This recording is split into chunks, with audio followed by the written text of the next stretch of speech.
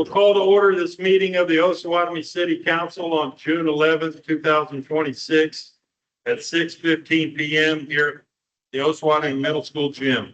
We do apologize for the venue change, but I feel like everybody would be more comfortable here than in a 90-degree gym with 80% humidity and trying to run fans. So thank you for understanding why we moved the meeting.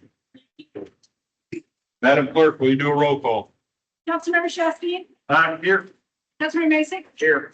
Councilmember Dean. Here. Councilmember Dickinson. Here. Councilmember Hennis. Absent. Councilmember Bratton. Here. Councilmember Phillips. Here. Councilmember Caldwell. Here. Mayor Hanson. Here. If you will stand for the Pledge of Allegiance and remain standing for invocation. Councilor Caldwell, will you lead us? I pledge allegiance To the flag of the United States of America and to the republic which stands one nation under God, indivisible, with liberty and justice for all.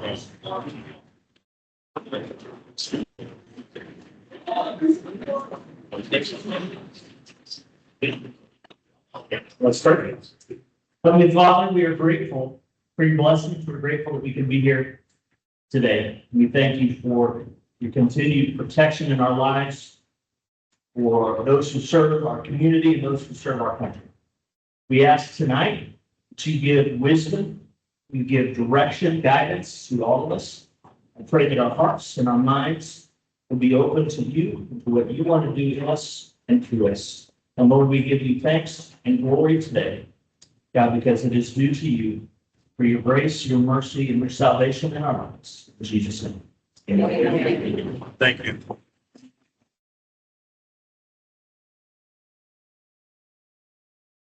We'll move on to consent agenda. Consent agenda items will be acted upon in one motion. Unless a council member request an item be removed for discussion and separate action. Mayor, I move we approve the consent agenda as presented. Second. I've got a motion by Councilman Dickinson and a second by Councilman Bratton to approve the consent agenda as presented. Any other questions or comments from council? Madam Clerk? Councilmember Shasky. Aye. Councilmember Mason. Aye. Councilmember Dean. Aye. Councilmember Dickinson. Aye. Councilmember Phillips. Aye. Councilmember Caldwell. Aye. Sorry. Councilmember Bratton. Aye. Motion carried. We'll move on to the next item, which is comments from the public. Before we get started, I would like to announce that at our next council meeting is when we'll have the developers and all of their people here to present on the data center. Tonight's meeting is the same as it has been. We have no new information to share with you other than what we handed out. Hopefully everybody got a handout and can look through that. We won't be going back and forth question and answer again tonight, but we will next meeting. There will be a time for the public to speak, Alcove and their partners to present questions and things from the council to the developers and the people. And then we can hopefully have productive meetings like that, schedule more things. They have expressed to me they would like to do more of a meet and greet one-on-one, you know, maybe fill the gym for an afternoon and have people be able to come up and talk to them and ask questions as time progresses and as the project gets more information out. So we've also had asked if we could allow city residents to be able to come up and speak. Okay, I will try. I don't have it with me. It's there for you guys. I will try to speak up. So we will do public comment tonight until 7:15, and then we're going to move on to the rest of our meeting. Is there anybody that has a comment that is not about the data center? Okay. Is there any city residents that have comments that would like to come up and speak? Even about the data center? If not, then we're going to open it up to first come, first serve, 5 minutes, and we'll go to 7:15.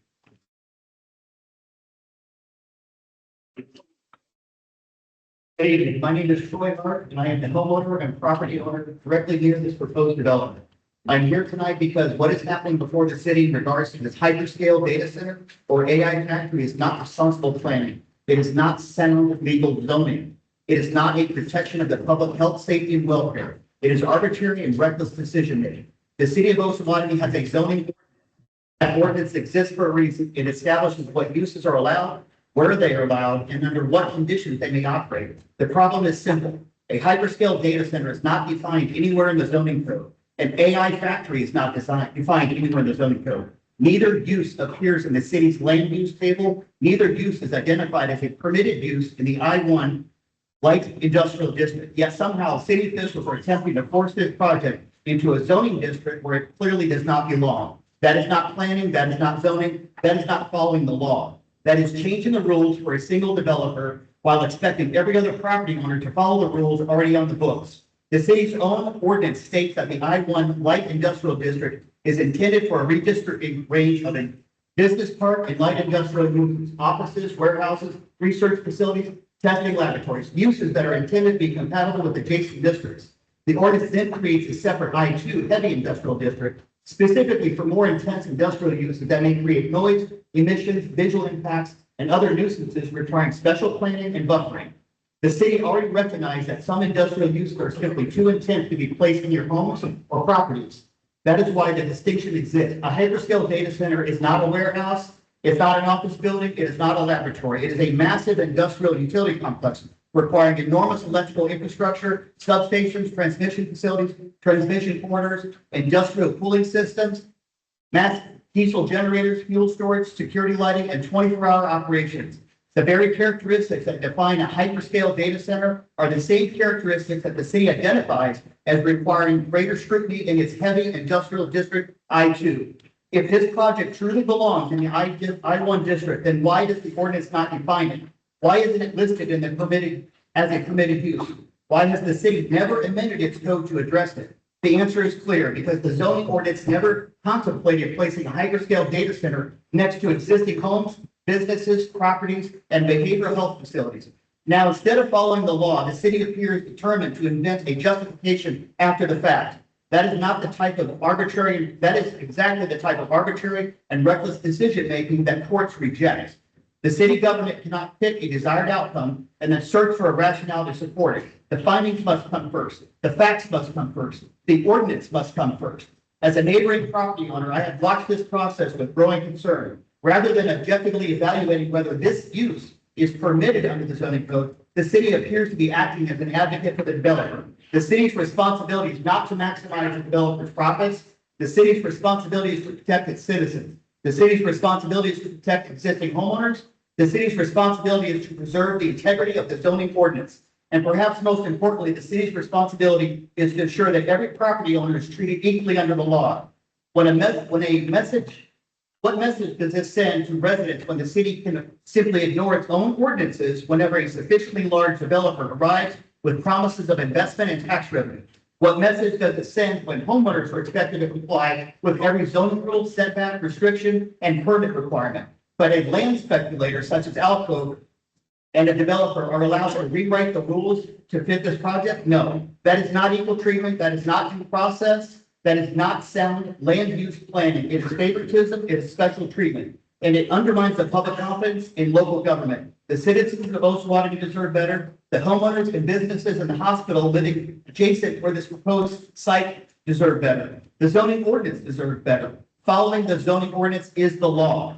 If the city wishes to allow a hyperscale data center in the future, then it should undertake a comprehensive public process, create a definition, establish protection regulations, identify appropriate locations, and determine whether such facilities even belong in a heavy industrial district. But until that happens, this proposal is inconsistent with the zoning ordinance, incompatible with surrounding residential properties, businesses, and a hospital. It is in contrary to the very purpose of the zoning itself. I respectfully ask that you stop competing on this development until such time as the city does it legally. Do it the right way or don't do it at all. Article 10 of your own zoning regulation states, in no event shall a special use permit be granted where the proposed use is not authorized by the terms of these regulations or where the standards of this article are not found to exist. In the very zoning code, Article 1, Title and Intent states to promote the health, safety, morals, and comfort and general welfare of the city. Thank you.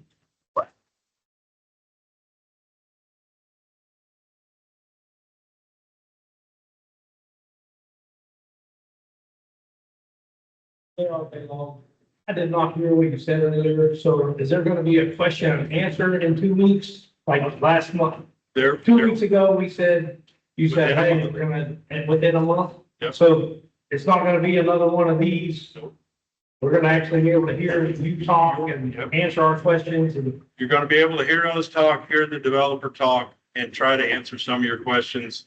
And that will be the 25th of June. We may be back in this facility if it's still that hot, or we will try and find the correct facility to do it in. that's all. I'm here with them, but I just wanna make sure.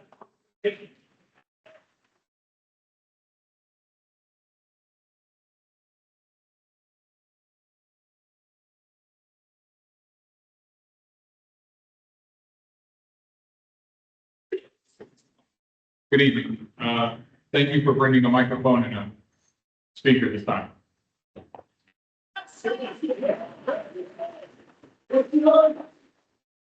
I'm done, that's my 5 minutes. Chris Bowles, most likely, so this council has passed resolution 1243 in June of 2024, waiving the requirement under state law KSA 751120 to prepare financial statements according to GAAP principles, generally accepted accounting principles defined by the Governmental Accounting Standards Board, which is the board that governs municipal finances in the United States. This waiver has been routine, and I want to be precise about what is being waived. City staff may respond that the city follows the accounting standards as if that were an answer. GASB standards are the governmental accounting standards, and they are GAAP principles for municipalities. They exist precisely so that residents, bond investors, and oversight bodies can evaluate the true financial condition of the municipality, not just cash receipts and disbursements. The city that routinely waives these GAAP principles and fails to produce financial statements that cannot be compared against other municipalities, cannot be fully evaluated by bond rating agencies on standard terms, and do not provide residents with a complete long-term picture of obligations and liabilities. The city is now contemplating industrial revenue bonds, IRB, a 40-year water plant loan, and infrastructure commitments to a private developer and a 50% property tax abatement. These are precisely the kinds of long-term obligations that GASB standards are designed to make visible. So my question for the record, I know you're not answering questions, I just want it on record. Will the city council commit to preparing GASB compliant financial statements without a KSA 751120 waiver for any fiscal year in which the city issues IRBs, executes a final development agreement, or enters into any long-term financial commitments related to Project Catalyst, so that residents and bond investors can evaluate the city's complete financial position?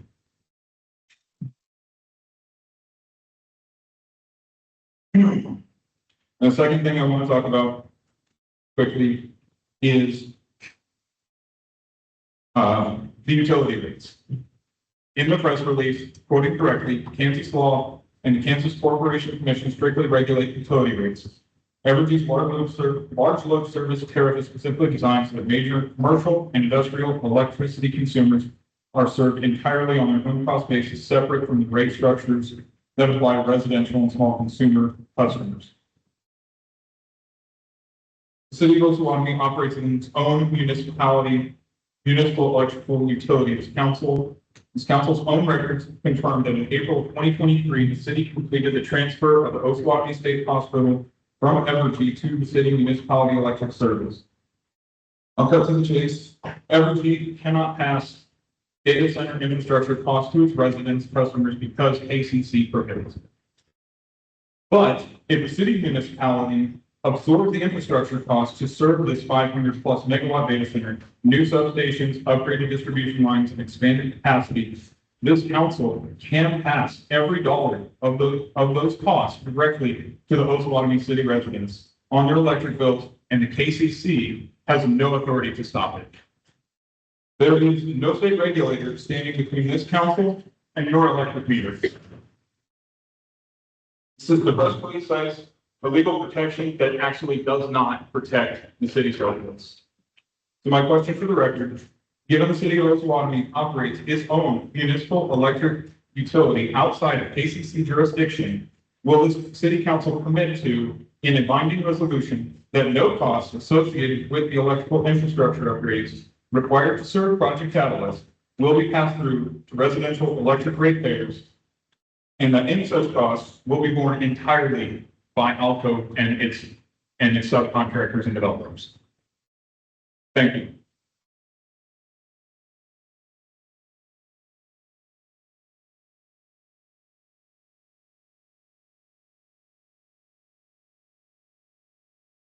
My name is Jennifer Hart. I live at 33301 Osawatomie Road, and I am here tonight again to express my opposition to this proposed hyperscale data center near my home,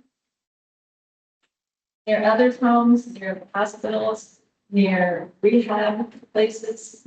I'm not going to talk about water files, or electric substations, or buildings, anything like that. In my classrooms, as a teacher, I like to keep things simple and straightforward. I'm going to do the same here tonight. This is actually very simple. The city of Osawatomie already has a zoning ordinance that establishes what land uses are permitted, where they may be located, and what standards apply to them. I believe that I've read through about a quarter of it now, but don't quiz me on it because it is not a stimulating reading.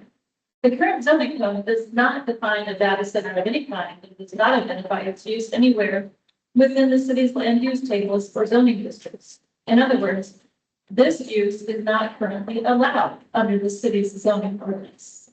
Article 10 states, "In no event shall a special use permit be granted where the proposed use is not authorized by the terms of these regulations or where the standards of this article are not found to exist."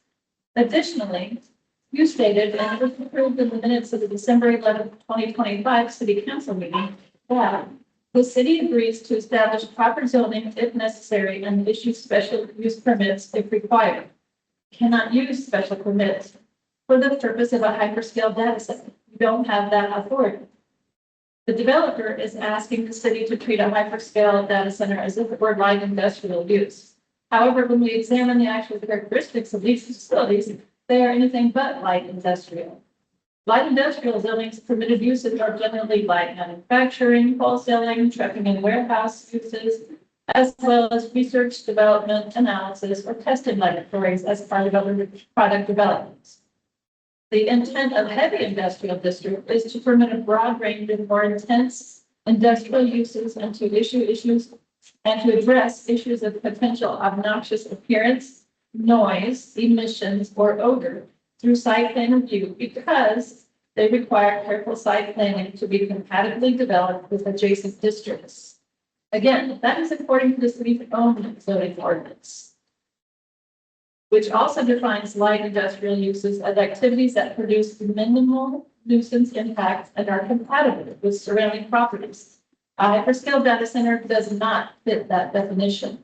The scale, intensity, noise, glare, visual impacts, and supporting utility infrastructures are far more consistent with heavy industrial development than light industrial development. The fundamental purpose of zoning, according to the ordinance, is to protect the health, safety, and welfare of the public. That responsibility belongs to the city of Osawatomie. It's not the city's job to rewrite the rules to accommodate a single development. It is the city's duty to ensure that development is compatible with existing land uses and consistent with the adopted zoning ordinance and comprehensive plan.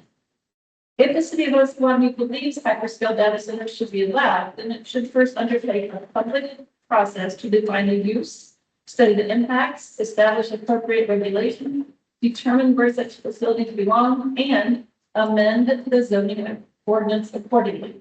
That is how zoning is supposed to work. What should not happen is creating a special exception for one property owner or one developer simply because a project promises investment or tax revenue. Kansas courts have long recognized that zoning decisions must serve a legitimate public purpose and be applied consistently. Just like in my own classroom, I make sure that every assignment I make has a legitimate purpose for my students. I also apply grades and consequences consistently. The question about, before the city is not whether technology is good or bad. The question is whether a hyperscale data center is permitted under zoning code that exists today. The answer is no. The city cannot simply ignore its own ordinance because a developer wants to build something that was never contemplated when the zoning district was created. That law should apply to everyone. I urge the city of Osawatomie to follow its own rules, uphold its zoning ordinance, protect the health, safety, and welfare of citizens, reject any attempt to force a hyperscale data center into a light industrial district, and require that any future consideration of such facilities occur through a transparent public process with clear definitions, regulations, and appropriate zoning classifications. Thank you.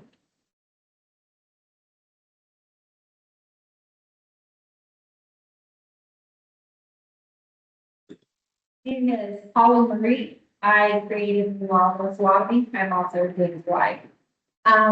It's funny that we are having so much talk today on zoning and how you guys have not followed the zoning laws. Because the reason that you guys went after my husband was because of your zoning laws and codes, and you were bound by them, and you had to abide by them, and you felt that Dean had broken them. So you prosecuted him under criminal law for working on his own property, said that he couldn't because of your zoning laws, and you completely harassed my husband over your zoning laws. And now here we are, that you guys are not even zoned to have a hyperscale data center. You're not even zoned for it. You cannot put the cart before the horse and all of a sudden change the zoning laws to fit what you guys want to do. But Osawatomie, it doesn't work that way legally. Legally, you have to have the laws in place first. You have to go through proper procedures first, just like you failed to do with my husband, and you prosecuted him criminally. And the judge put $150,000 bond on his head for working on his own property. And now you want us to treat you any differently? That you guys are not going to be held to the same zones and zoning laws that you held my husband to for the past year and made his life a living hell? I don't think you guys are going to get away with that. Meanwhile, in Osawatomie exists because of what you did to my husband and to protect him. And now it is protecting all of them from you. Thank you.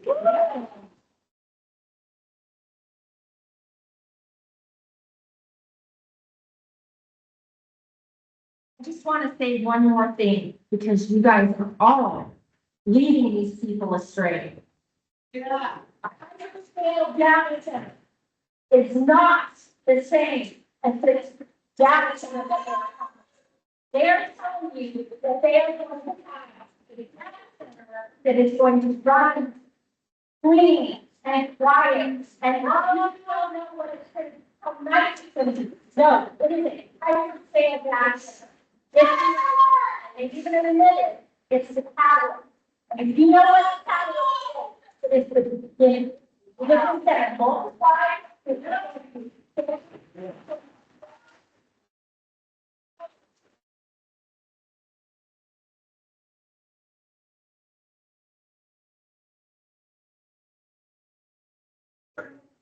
You are wrong. By the time that order is expired, we will be fighting everything we have to keep it from getting into the town. It doesn't protect us from battery storage. It doesn't protect us from any other supporting structure that the data center is going to require. None of it. So I want to tell you this type of data center is going to be massive amount of electricity, massive amount of water, more water and electricity than Osawatomie and more energy, more water to produce. They are going to have to build a massive, massive, massive gas power. Massive transmission line. It's not just soil that someone needs to have or medicine. It's not just beer. It's not just that neighborhood up there in the north of us. That's not all the people that will need it. We are going to know the word that when they come through and they tell us, oh, we're taking your land, yeah, nothing they can do about it, because under eminent zoning on your land. Every one of us is saying, I'm fearing our heart. When we hear that word, eminent zoning, this is what it took that call on my account. These people are lying to you. They're telling you.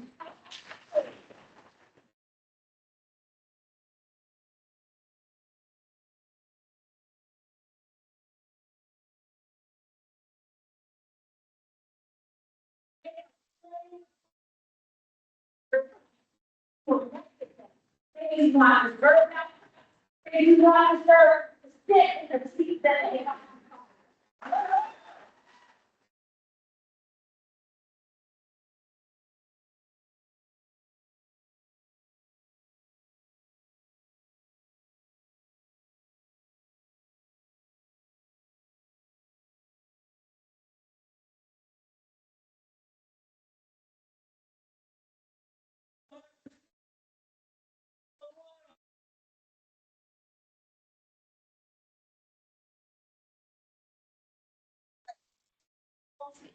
Three one seven for grabbing. You all know me. You know how much I really want this town to succeed. You know my heart too, so that's what I'm not going to speak about. I know you guys, you work part of us, you are this town as well. So I just ask for clemency, I ask for smartness, just slow your pace, slow the roll, get all the data, crunch all the data. Because I've worked for real estate brokers for years. I worked for insurance brokers for years. And I promise you that lawyers are better than anything you can buy. And they will work every loophole to get what they want. And you will be surprised what they're gonna take from you. They don't care, it's their commission. They don't care. They don't care who's gonna take that property and use it. So just think slowly, think thoroughly, take all the data, process what we need. And remember, you're one of us. We're all here for us as a whole.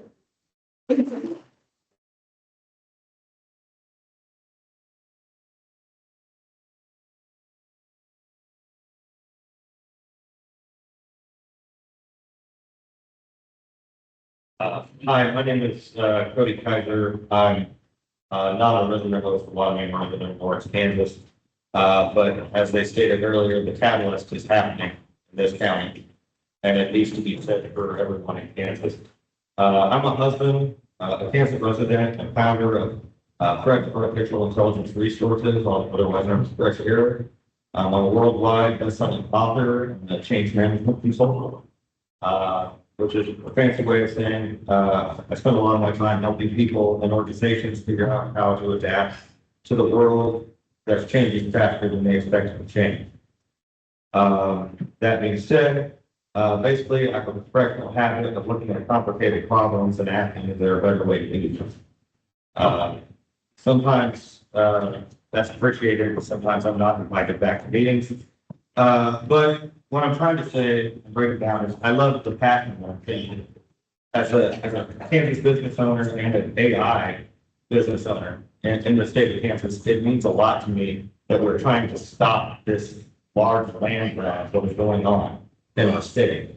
We do not need people coming in and taking farmland and taking water rights from the people that live here already. What we need is to change the conversation. Big box data centers should not even be a conversation. If you want a data center to come into your county, then it needs to come in and work with the county. Every single resident, every single one of you should benefit from this coming in, which is lowering the cost on your utility. You should all have free internet forever when that comes in. These are things that would be simple process. There's way to change giant, massive data centers into micro data centers. These are things that can be 12 by 12 sections that can be put in parking lots, that you can power with solar panels, that can benefit the businesses that are those parking lots owned. They could benefit those by reducing the costs, allowing free connectivity, and you don't need to worry about these giant, massive centers taking over land and everything else going out there.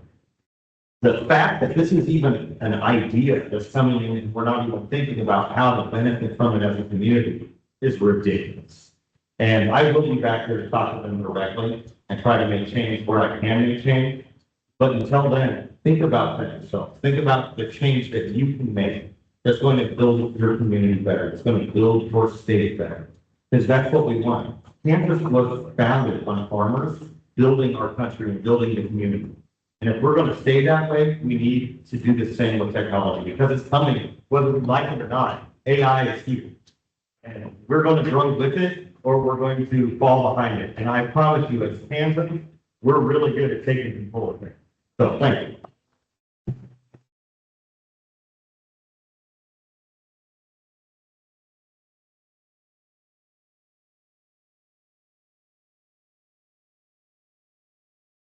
How much data can be able to raise in this data center, this hyperscale data center we've got to go to? You state your name and address. Lee Brewer, Coast Walking resident. Where will our grandkids play on all these acres of hyperscale data center? Are we gonna be able to pick flowers for our parents' cemetery walks? How is this going to help us? There's nothing in this that is going to benefit the residents of Osawatomie, the county of Miami County. We want no hyperscale data centers. That's all.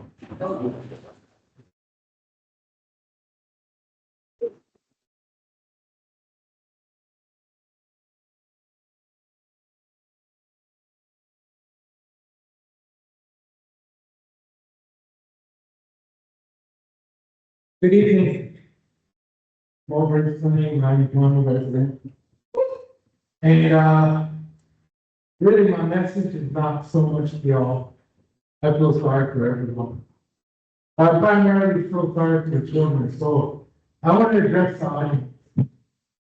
Here's what you need to do.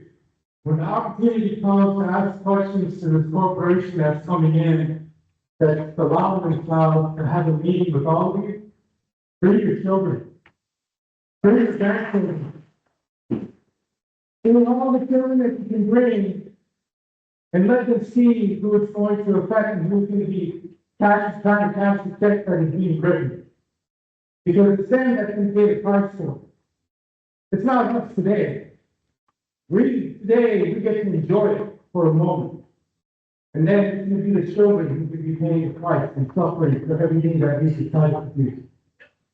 Because in the end, I wish, as I stated before, I wish that we all truly believe in God. And I say that as a fact because I look at my people and we can like so much. Before me.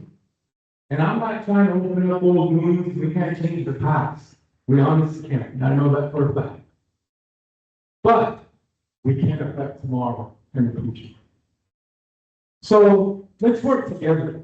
Let's all work together because when we don't know the pressures that you're feeling by these corporations, these big business people, these are relatives that are here, residents with us as well all of us here. So let's work together, stick as one, and again, keep in mind our children. It is up to you to bring your children because that's what you're making the sense for. It's not about the value of your property, but the value of life. And that's what's very vital and important. You know, we don't need that. We need people in the world. I watched a guy coming home, flying home last night, and a man sitting in a plane just scrolling through meaningless garbage, trying to keep up with the world. I'm not that type of individual. I don't try to keep up with the world. I enjoy the world by being in it and being in nature. There's nothing more beautiful to listen to a bird sing, to hear a coyote sing bright and early in the morning when you're riding horseback or see a baby fawn laying there so peacefully. That to me is more valuable than anything that involves AI. If you're going to support AI, then support American Indian intelligence. That's AI. That's the kind of AI that we need. An AI that's going to get a lot of the most spiritual versus people of empathy. And so it is again always about the higher power of me and will always remain that way. So let's all pray, continue to pray, and let's all make the right decisions. Good seeing y'all. Thank you.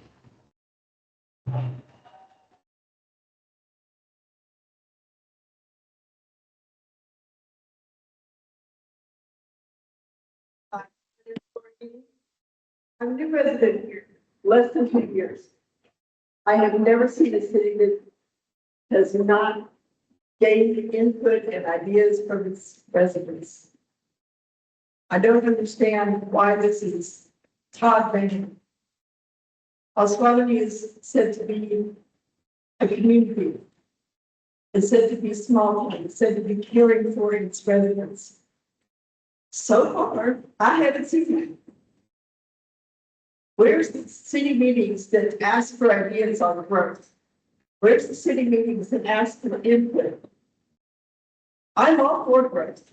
I've been in computers since 1983. I'm not against computers, but I am against top-down, tyrannical, big tech land grabs.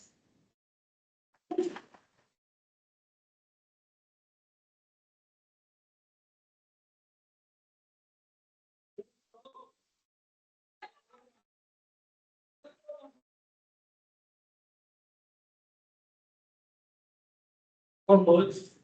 I do not live in the city anymore. Every one of you up here has failed your citizens in the city. I'll tell you, you have an obligation to do what you can for their best interest. I'll tell you a story. I was elected president of my local union here in Oklahoma when the railroad moved out of this town, local 533. And we almost lost our charter because of non-compliance with, having regular union. So I started calling everybody. And a lot of them got upset with me, and I finally realized why. It's because they had to drive an hour and 15 minutes to work. They was gone 36 hours, 48 hours of their life. They had to come home and deal with the family, deal with the mowing, and all the other things that go along with it. They didn't have time to do it. You made comments about a month ago that everybody got up and left your meeting after the public comments. Well, these people have other lives. They elected you to take care of it. They had confidence in you to do what's best. And that's why they voted me in. The guy finally told me, said, hey, listen, we voted you in to that position because we know you would take care of us. If anything come up, you would let us know. You had the opportunity in January to let the city of Osawatomie know that this may be coming. You had the opportunity to get on your phones and your computers, figure out what the heck a data center was. I didn't know until this came up. And it didn't take me very long to realize that it's not what this city needs or what it, they don't need any data centers in this town. They just are not good for the environment. They're not good for the people. They're not good for anything. And you guys also realize that in the beginning and cut this thing off way before it even got this far. And I hope and pray that you continue to do your due diligence and look into this stuff and find out why people don't like this. How many people have you seen at the city meeting? Have you ever seen anything like this? 4? I got one other question. Has the city manager signed a non-disclosure agreement? No. Okay, thank you.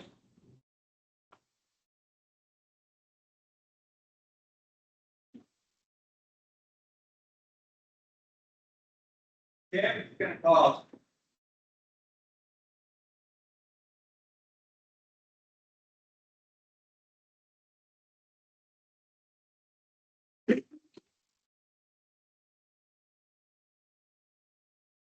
Hey, man. And they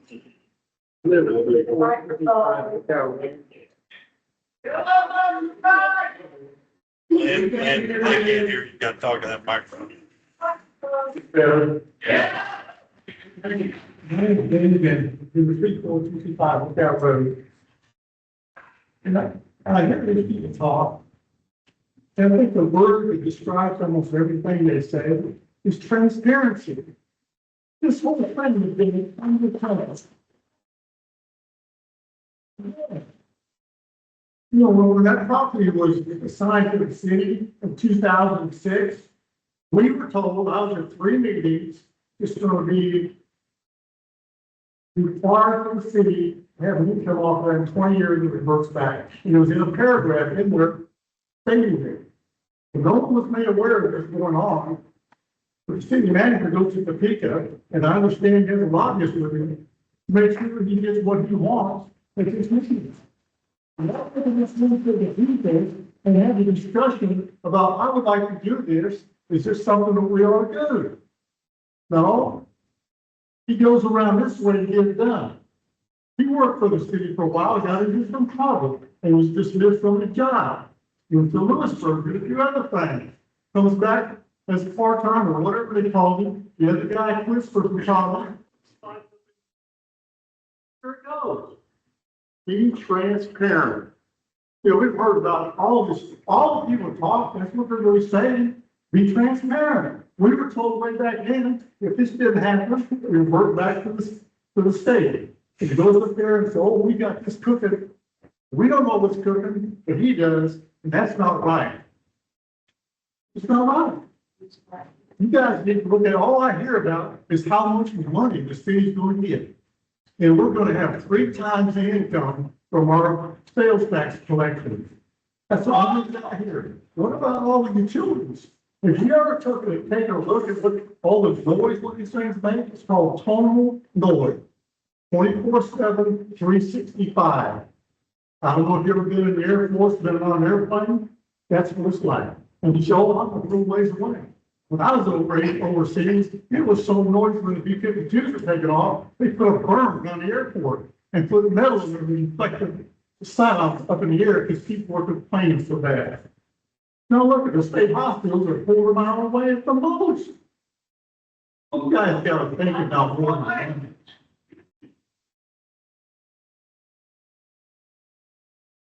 Look out some people, let them decide. That's what everybody's saying.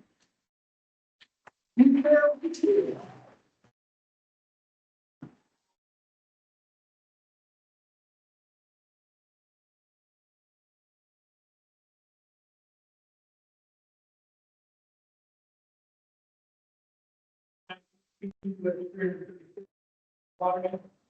Ms. Nelly.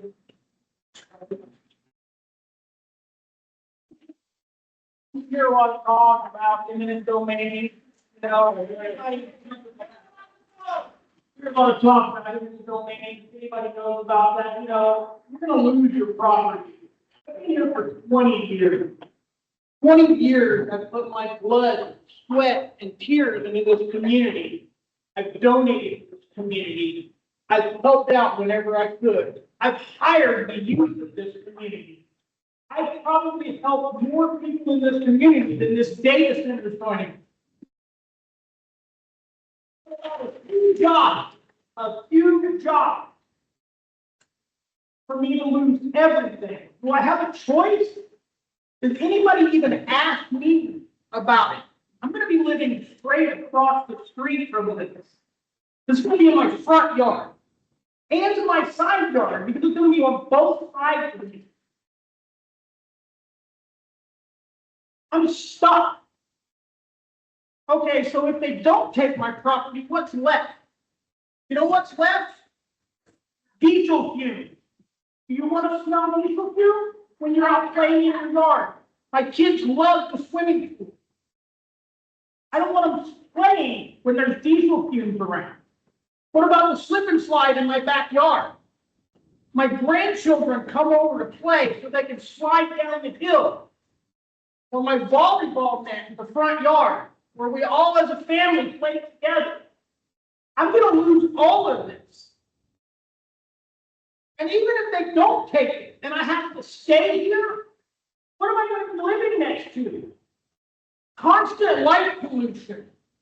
My 4th of July party will never happen again. Who's going to see it? What about, sorry, Stephen, I get a little upset. But the things that's going to happen, I live next to, there's just any good data. Does anybody have good data about the data center? I mean, even Google says that these things are bad. It even tells you itself.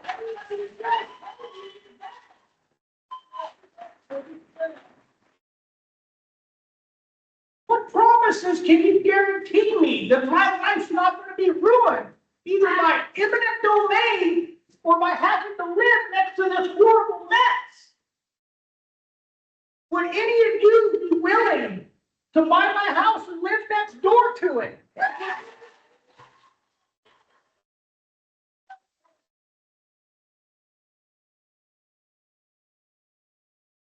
Take it as that's a no. If you wouldn't put up with it if it was next door to your house. You wouldn't even be considering this. This would not be happening. Thank you.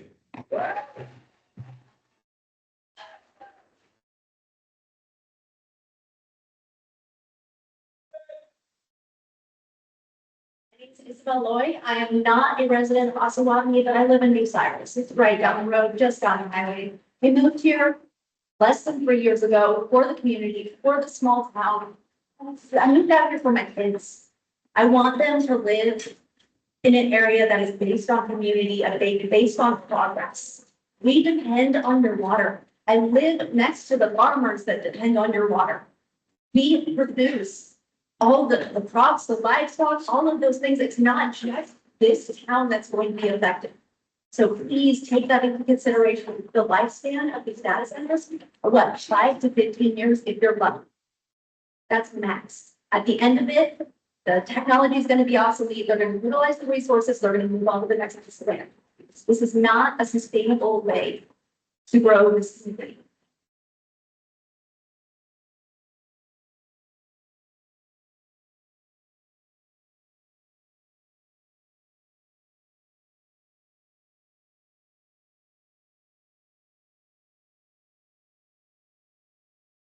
My name is Sarah Kruger. I am not a resident of Osawatomie. I'm a resident of Fairway, Kansas. But I am here to support these people. They could not be doing. They do not want a hyperscale data center, and they are well informed about why. I am running for Congress in this district. Now, I may not agree on a lot of politics, you guys, but we will agree on the fact that we do not want hyperscale data centers in our community. The fuel in our air, our water, our land, this cannot move forward in this way. They're going to make a lot of promises, guys. They've made them in Edgerton, they've made them in Gardner, they've made them in Leavenworth. They're going down the list because they think you're desperate for funds. They're going to take advantage because they think they can. Don't let them treat you that way. Don't let them treat your people that way. That data they're going to hand you is going to look gorgeous. It's going to tell you every fairy tale you want to hear. I encourage you to have a redevelopment agreement in place before you talk any further with them. They need to be upfront about what they're planning to do here. You know what they call these? Lightning projects. That's what they call these. I know engineers who work on them. Lightning, it's there 1 minute, it's gone the next, and it leaves destruction in its wake. That's what these things do. Please, listen to your constituents. You're a part of this community, yes, yes. You're gonna have to live here and live with these folks. Honor their wishes. You can get creative about revenue. You cannot get creative about community, legacy, where your kids have grown up. That is forever. Treat this decision like that's the case. Thank you so much.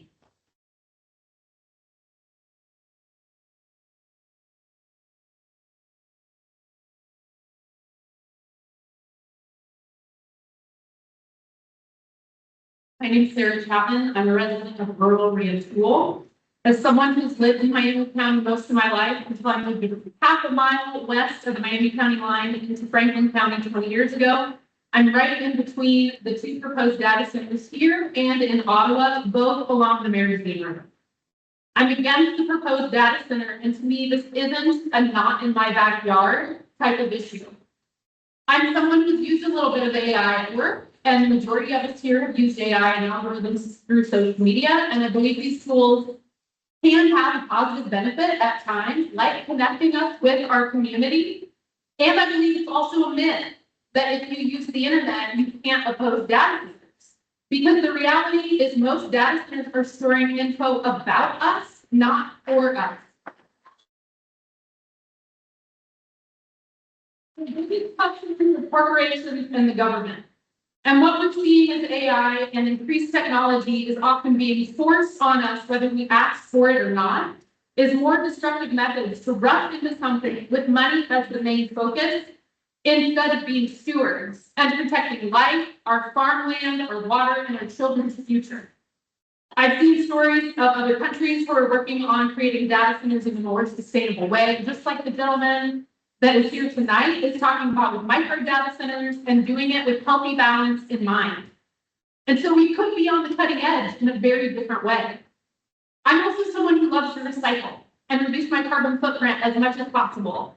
Sometimes to the point of driving my husband a little bit crazy. But anything I'm doing to reduce my family's pollution is barely a drop in the bucket compared to the pollution of large corporations. And it's the same with data. I can try to be mindful of my personal data footprint, yet the data we use personally is a drop in the bucket compared to large corporate users. Yet we're the ones who will carry the burden of that usage. It's not our job here at this time to have all the solutions to data usage. It's our job to stand up and say that we don't want it like this. We don't want something that will destroy the only earth we have here in our backyard and in the entire country. We have to think about what we're doing to our earth and our waterways, not just here in this town or this county, but everywhere the river touches. And while I appreciate the council and all you have to take into account and the real economical needs of running a town, I don't know why we would do something at the top of the bubble that doesn't actually bring jobs. Coffee County, for instance, they took the risk of Wolf Creek nuclear plant and the entire county benefited, yet they do not want the risk of data centers in Coffee County, Kansas. I think maybe we all need to rewatch the movie Aaron Brockovich again and remember what happened to their the promises they were given and the promises that were broken and the ways corporations continually put profits over people and how we're seeing that repeated all over the country right now with data centers and make a different choice that's aligned with what will actually support all of us. Thank you.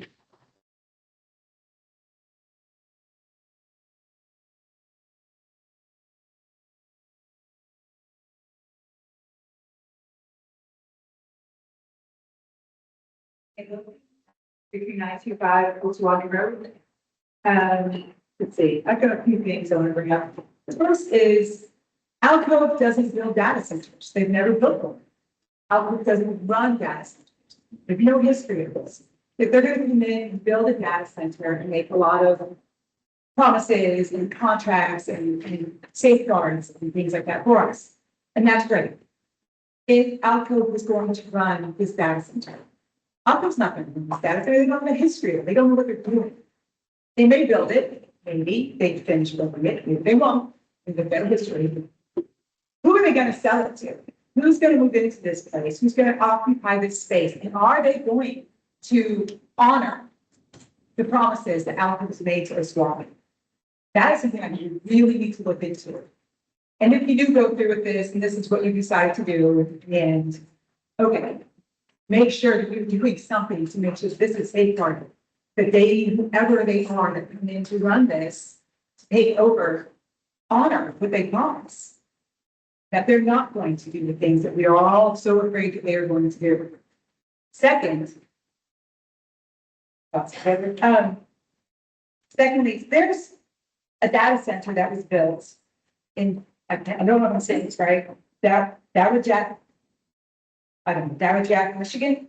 It's roughly the same size as the one that's going to be built here. maybe a little bit bigger. The land mass they use is much smaller size of property.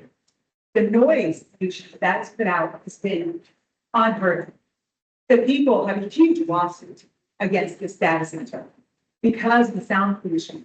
They're not following what they promised to do. They are so much louder than they have intended or said they were going to be. That they say that if you're inside of your house, these are people who live further away than most of the people here are going to live. That they cannot have a conversation in their backyard. That it is like having an air conditioner, a window air conditioner next to your couch, running nonstop 24 hours a day. And that may not seem like it's a lot of noise to most people, because it's a window unit, right? It's not so bad. Sit next to it. Have a conversation with the children. Try to live your life with that constant noise. You don't shut it off. It doesn't go off at night. It doesn't go off on winter days when you don't need it anymore. It's constant noise. Tell me that is going to drive people insane. You're going to have this place. It's going to be built. And it's not miles from the state hospital. It is a half a mile from the state hospital. Maybe a mile from where these residents are going to be living. And people say that the walls are thick. I worked there. I worked there for a long time. I could hear them mowing outside on the day hall and any of the buildings that I was in. And I worked in the old Rush building, and I worked in the 8 Air buildings, and the Biddle building, and I worked in, all these different buildings up there. And you could hear it. So you don't tell me that they're not going to hear this data center. And air cooled is a great idea. I think that is going to definitely use less water. People are right. It will use less water. It's still going to use water. And these data centers, that is not an efficient way to cool them. Most of these data centers of this size don't use an air cooled system for a reason. And if they do, it is a hybrid system.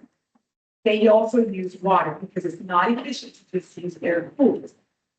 So they will use more water, and they're going to build a power plant. We all know it's going to happen. And the power plant is going to use water. So yeah, water consumption is still going to be an issue no matter what kind of cooling that they use. We are still going to end up with a water issue. I live up there. I don't want to be sitting in my backyard and not be able to enjoy the patio, the pool, all these things that we put in. The 30 plus years we've lived there. The memories, the equity we put into our house. We're not going to have that. I want to sell my property. Now, I may not be able to get a third of what it was worth 2 years ago. And it's not fair. It's not fair to us. We live in a county, so we don't get a say.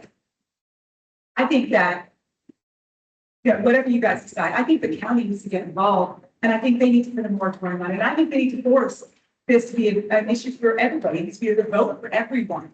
The city can vote. I think the city people who live there need to have a say. They need to vote on this. I think the county needs to step up and let us have a vote.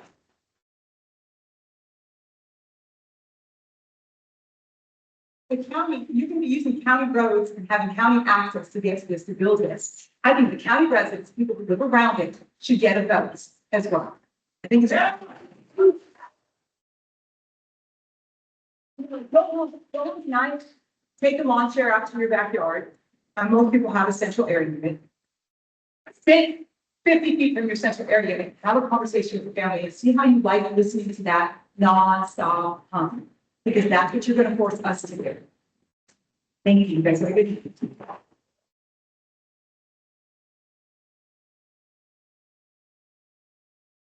Ian, you'll be our last one. Thank you.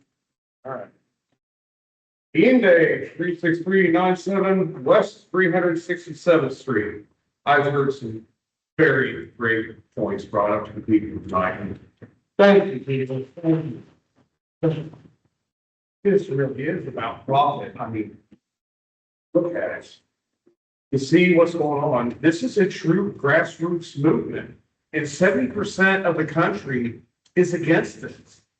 But you'll see, like people like Mr. Wonderful talk about this is China inspired, all that. No, this is our time, people. This is our time. This is something that should not be Democrats and Republicans. We're all in this fight together. I asked you guys to join us.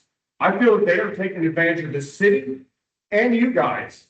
I've seen with projects that have special names like Project Catalyst, Project Matador, Project Kestrel. Well, those are the big companies like Alphabet, Claude, those, they figured out now that if they get put in the spotlight before they get it filled, they take a hit. And right now, if they get caught, they're all scrambling to make that money, laying people off. They do not need the publicity. So I'm curious to see if Alco's been honest with you. They said when I first came to the first meeting that they're gonna rent it out and that this is $1 billion contract. I'm not buying that. A 500+ megawatt hyperscale data center, there is just a handful in the world. A handful operational. I mean, they're proposing more, but not that many. I want to know, were they being honest with you? Or did they sign an NDA with a big AI company? That way, when it is built, they won't take a hit. Because I'd like to know when they are here. Are you really renting it or are you building it for somebody and who is it?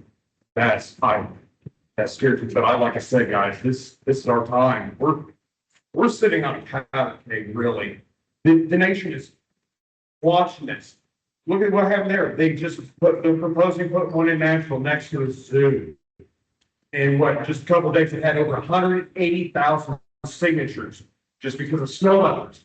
And here we are wanting to put one, a massive one next to, and people say hospital, let's make it clear, an active psychiatric hospital. The nation needs to know about this.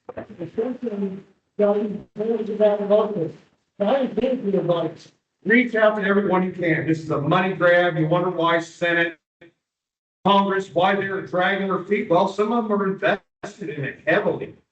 Just look it up. So that's what I'm saying. Stay with us. But for us, this is our time. Democrat, Republican, it does not matter. We've been failed at local levels, state levels, and the federal level. Every time you send a message to government, we've had enough. I consider it a government problem. Others do the same. We are the people. My father always said that his generation, they screwed up and didn't get into politics and let older people run it, and they could have had a voice. Now is our time. We need to get in on it, and encourage younger generations to step up. It's their future. Get involved in politics. Guys, you got one thing about I really appreciate your time. Thank you, people.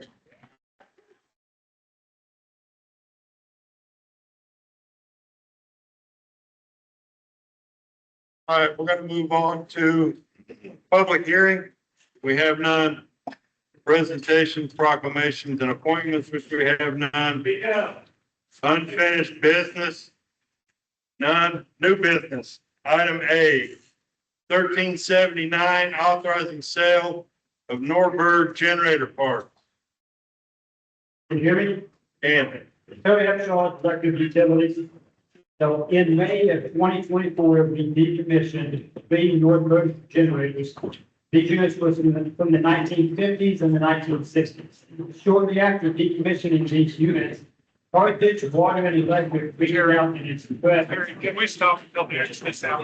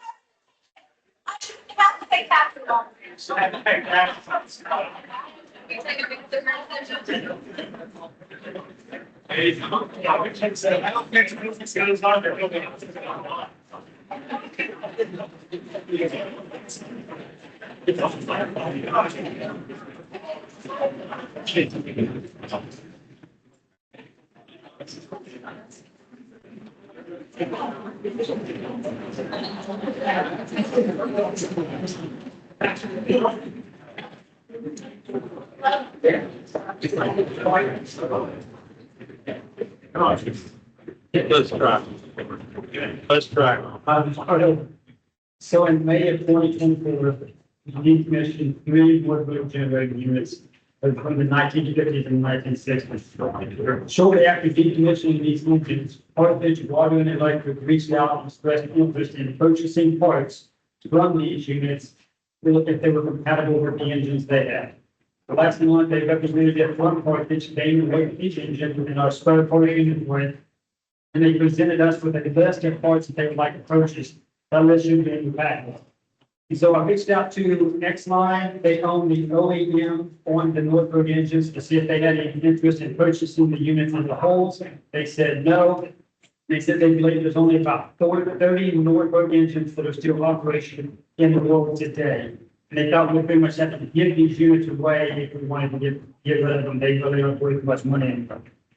So Carthage wants these parts for their existing engines. They're not going to resell these parts.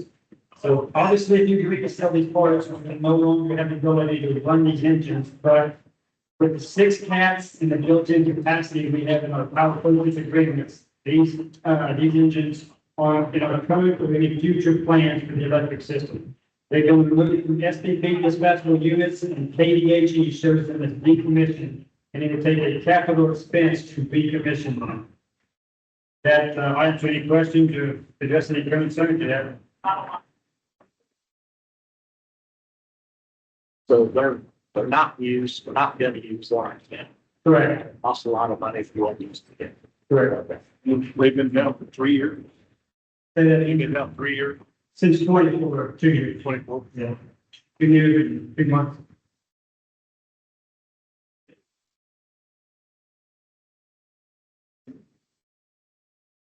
I mean, if we decommissioned them and we're not gonna use them again, and we can sell the parts to somebody that could use them, I will be helping out another unit. another community. If the internet goes out, what do we use for station power? The number 2 engine that was for station power hasn't ran since 2024 anyway, so we do not have station power at that power plant station. But in time with the big water plant anyway, that plant, and we're taking service off that plant anyway with the conversion project, so eventually that plant is going away in.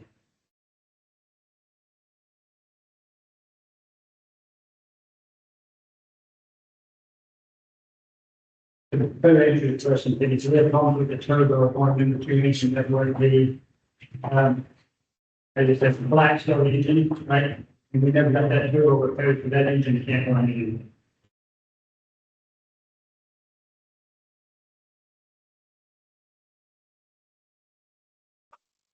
Mayor, I move we approve resolution 1379, authorizing the sale of Nordberg generator parts. Second.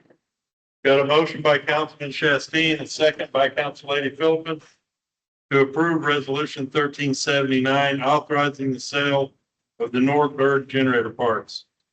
Any other questions, comments from council? Madam Clerk? Councilmember Shasteen, Aye. Councilmember Mason, Aye. Councilmember Dean, Aye. Councilmember Dickinson, Aye. Councilmember Bradley, Aye. Councilmember Philippin. Aye. Councilmember Caldwell. Aye. Motion carries. We'll move on to resolution 1380, awarding bid for new water plant transformers. So as you learn, we're in the design phase of the new water treatment plant.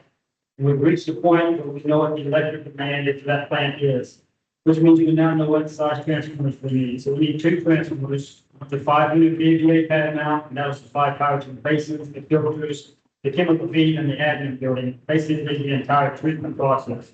And then the second smaller transformer was a 225 kVA transformer, and it was supplied power to the intake structure that houses the pumps that bring the water from the river to the plant. So we requested quotes to 3 vendors, it's TNO Electric, Joe's Electric, and Sunbelt Sullivan, with TNO being the cheapest on both transformers. These are reconditioned units with a 36-month warranty. The last updated project schedule had mobilization for the construction of the new plant starting in February of 2027. The lead time on these transformers are usually about 12 to 18 weeks, and it can be up to 32 weeks. I think there's only 28 weeks left in 2026, so that's why I'd like to go ahead and order these transformers sooner rather than later. So Michelle and Brett and I had several discussions we don't want the city to be because of any delays, either with the design process or the construction process of the plant. That's why we want to go ahead and get this transformer ordered now. Have to answer any questions or any concerns? Will this be part of the finance money for the project, or is this something that's outside of that? This is me. You want to answer? I believe we're paying for these transformers out of that. Because it's before the plant, so it's, okay. I believe you're gonna have, that's the last time I can pay.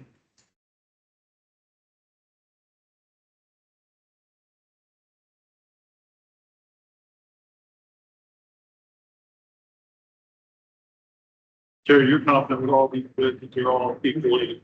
Yes, yeah, it's vendors we've used in the past, so. It looks like CNR for people. Right.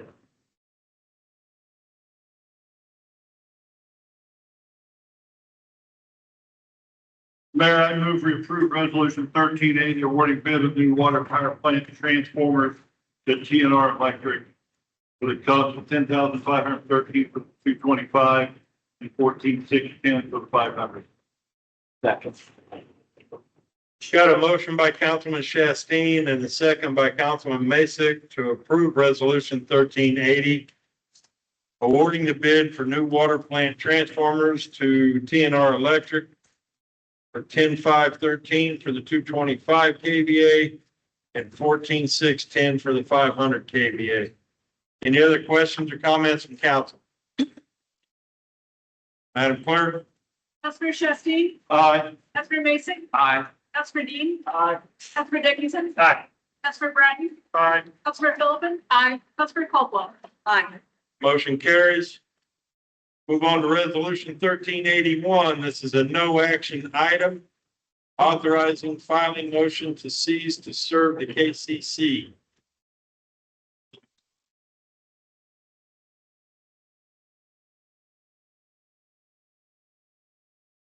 Michelle Phillips, Deputy City Manager. Resolution 1381 is regarding electric service territory in the Nordland area north of the Merenstein River. About 2 years ago, the city acquired the rights from Evergy to serve properties in that area within our city limits. At the time, that made sense. We wanted to be positioned to serve future growth. Since then, the city has been approached about a potential large-scale development in the area, one that would require significantly more electricity than our system is currently built to handle. The scale of the potential electric demand is large enough that Evergy is simply better equipped to serve it. They have the infrastructure and the capacity that we do not. What this resolution does is authorize staff to file a motion with the Kansas Corporation Commission to modify the service territory boundary for the affected parcels, transferring service responsibility to Evergy for the specific properties. However, staff is recommending that we do not actually file that motion until all necessary zoning and development approvals are in place. We don't want to give up service territory if the project doesn't move forward. The community should get something tangible in return before we make that change permanent. The KCC process itself typically takes 4 to 6 weeks once filed, so there's no urgency to file tonight. I'm happy to answer any questions.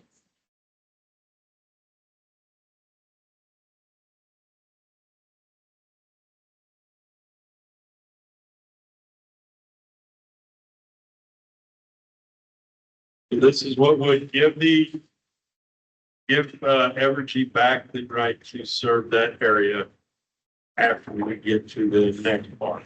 Correct. Jump forward to 1382.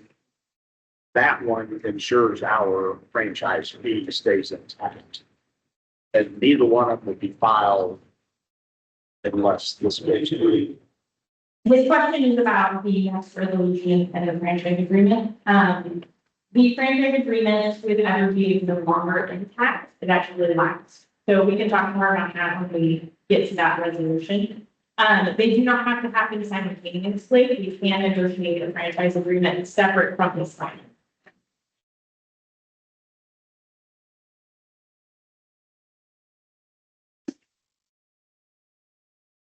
Again, this is a no action item tonight, so give us time to look into. Is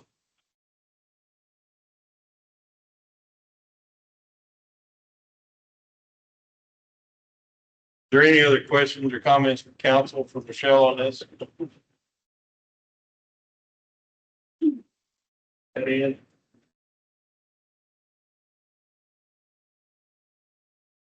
As I'm not seeing any, we'll move on to Resolution 1382, another non-action item, authorizing negotiation for a new franchise with Evergy. Resolution 1382, as Mr. Megan pointed out, is very closely related to the previous resolution. The city's franchise agreement with Evergy expired several years ago and was not renewed. That's part of how we were able to assume electric service for the state hospital and other Northland properties in the first place.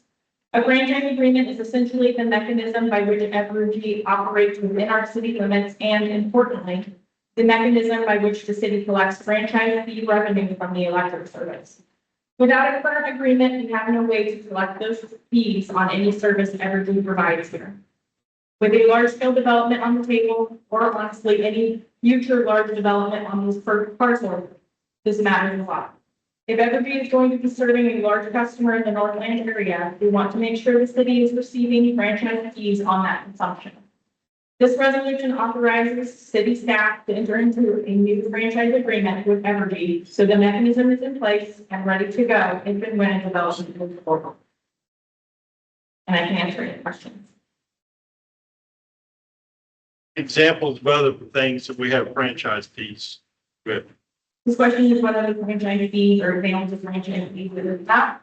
We have a franchise fee with just about every other utility that operates within a city. That includes fiber, telephone, gas.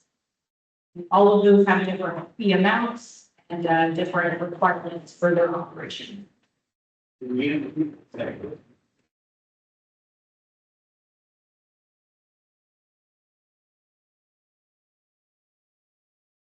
So this is to allow them to negotiate that. Okay. Any other questions for Michelle on this matter from council? As I'm not seeing any, we'll move on to Resolution 1383, 2027 budget policies. Resolution 1383 establishes our budget policies for the 2027 fiscal year. I want to be clear up front about what this resolution is and what it isn't. This is not the budget. The budget won't be ready for adoption until later this summer. What this resolution does is give staff direction. It sets the priorities and guardrails we'll be working within as we finalize the 2027 budget over the coming months. Here's where things stand right now. The current draft of the 2027 budget is about 1.4 million larger than last year, roughly an 8% increase. And as currently drafted, it would require approximately 300,000 more in property tax dollars in the 2026 budget. That is not where we intend to end up. There is still significant work to do, and the goal remains to hold the mill levy steady. But if the 2027 budget were ready to be adopted today, property taxes would comprise only 18% of the total city budget. The rest of the budget is covered with sales taxes, franchise fees, utility rate charges, and other miscellaneous revenues. So what does this resolution actually direct us to do? It tells staff to keep the mill levy only as high as necessary to meet our obligations in the general fund, bond and interest fund, and employee benefits fund, and to levy 0 mills for the public safety fund and industrial promotion fund. It prioritizes rebuilding our fund balance reserve. We're working toward a 90-day operating reserve, about 25% of annual general fund expenses. That's a responsible financial buffer for the city to have. It puts guardrails on utility fund transfers. For years, the city transferred money out of our electric and water funds to keep property taxes artificially low. The problem with that approach is that it starved our utilities of the investment they needed.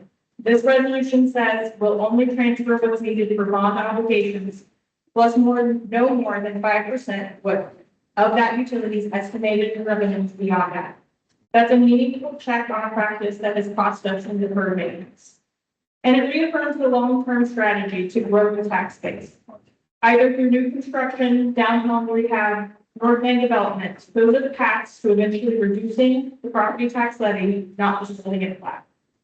Later this year, we'll bring the full budget back to council for adoption.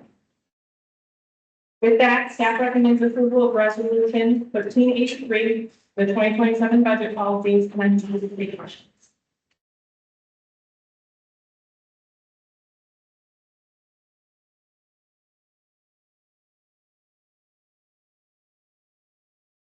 You're gonna do whatever you can to make the mill levy the same. Or lower. Or lower. His question, or I guess statement was to do whatever we can to keep the mill levy the same or lower, and that is staff committee.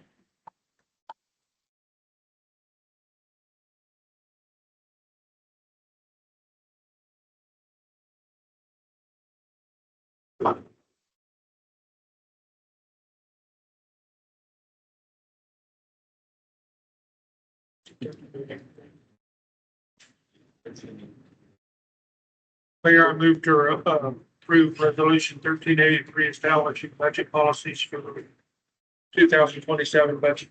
Second. Got a motion by Councilman Bratton and a second by Council Lady Philippin to approve resolution 1383, the 2027 budget policies. Any other questions or comments from council? Will we be able to reach our 25% goal this year, or is that just the, or long? That is a better question for Brian, I will admit. And we're gonna have to see what the 2027 budget kind of panned out with what expected revenues are before we be able to confirm. But I do know that that is the intention. And the question was, can we reach that 25%, or sorry, that 90-day operating reserve this year?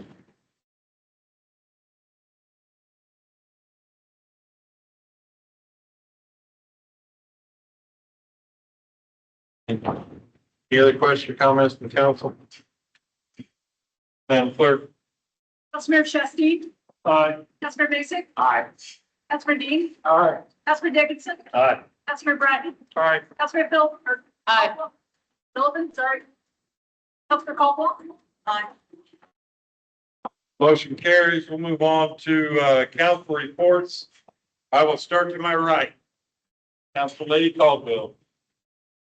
Oh, the only report that I have is. The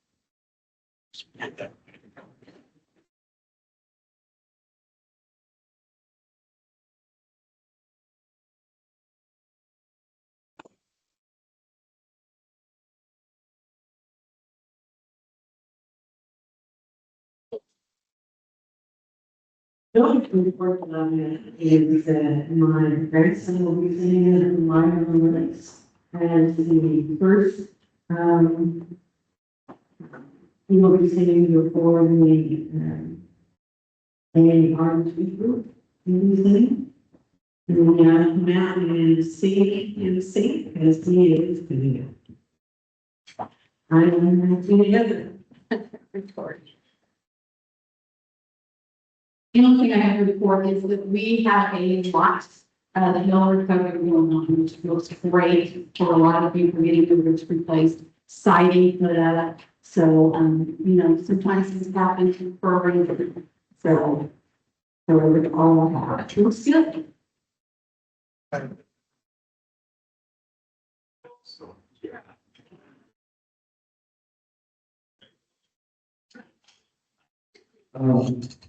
Well, thank you for everything, appreciate it. And in my notes, this is everything.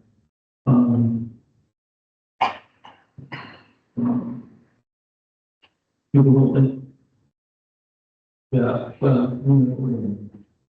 I'm sorry for the thing.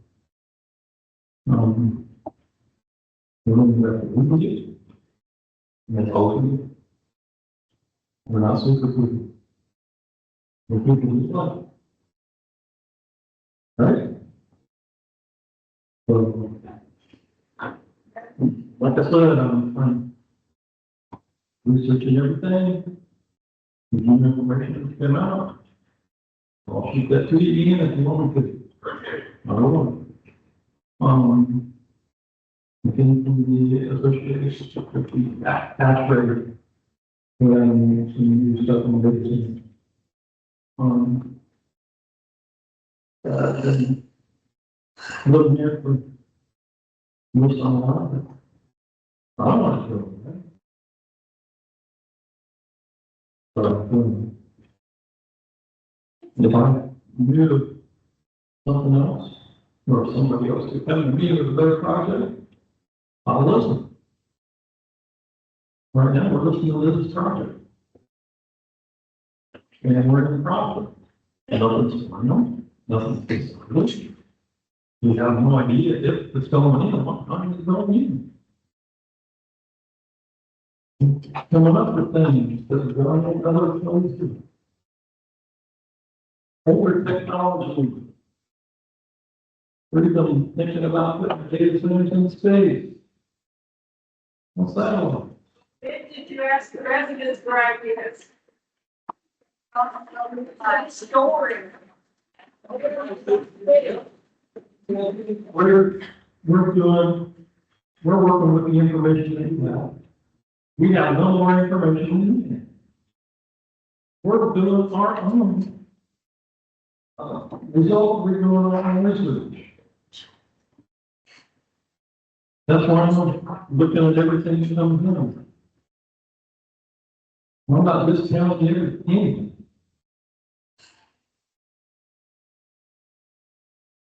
Really, I would like to comment. I think the Pacific and Brown projects look good. It will make those streets last longer. And we'll work with the rest of the streets as we have plans to develop. We don't use it all. Hey, I don't want to interrupt you, but we gave everybody enough time to come up and give a comment, and this is our time to give our comments, so I appreciate it. Thank you.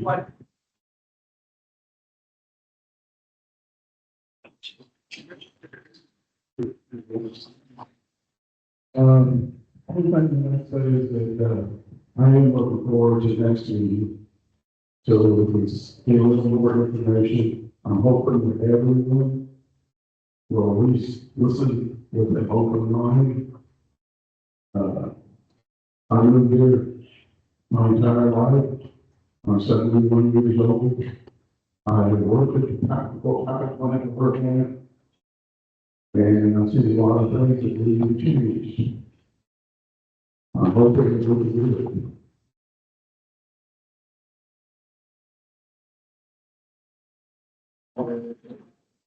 Well, sorry about that. Well, thing I'd like to add is a couple of weeks ago, I was in Topeka at a convention, a veterans convention, and one of our local firefighters has been in the department, which is the state firefighter of the year. So he wasn't able to make it, but we're going to set up the time to be able to present to him. But that's pretty high honor to be able to have that in that community. Somebody who's recognized throughout the state. So thank you.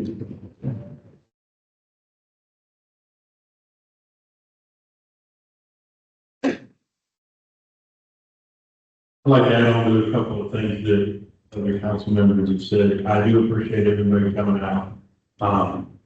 We do need to hear your information and your requests and your concerns. And whether you do or not, that's what we're doing. We're gathering all our information.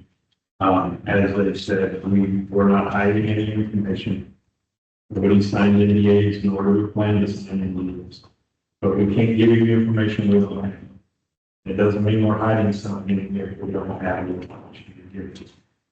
So again, thanks for coming out. Thank you for being patient. As Ken said, I believe I am ready for next meeting where the developers and their people can be here to hopefully shed some light on it all for all of us. We do need to look at projects that are presented to us to the fullest. I also believe if we're turning down projects blindly over, there are several people here that don't take that time. That would be another reason that we would not be doing our jobs if we do not at least listen and gain facts and gain all the information we can to make the best decision that we can with the help from everyone. So that's all I've got.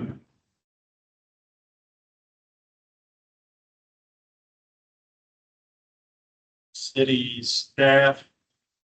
Anybody? Pass it down, Terry. Carol, you talk? I turned it off. If I haven't talked about You know, I was just gonna talk real quick about the two outages, recent outages we had, electric outages. So Monday night, early Tuesday morning, a storm blew through with high winds. We had about 370 outages. There's two circuits that tripped.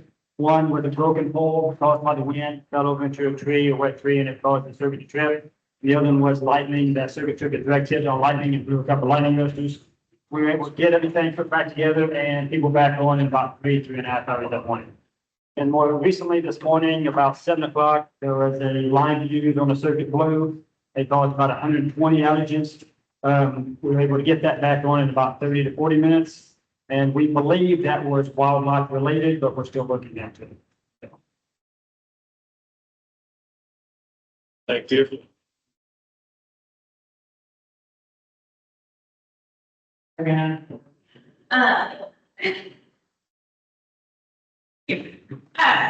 The only thing that I wanted to mention, unless there's any other specific questions for me, is that next week is John Brown and Reed, and then the following weekend is Lightning Lake, and I want to see everybody out at both of those events. The committees and the tourism committee have been working very hard on those. We're very excited about it.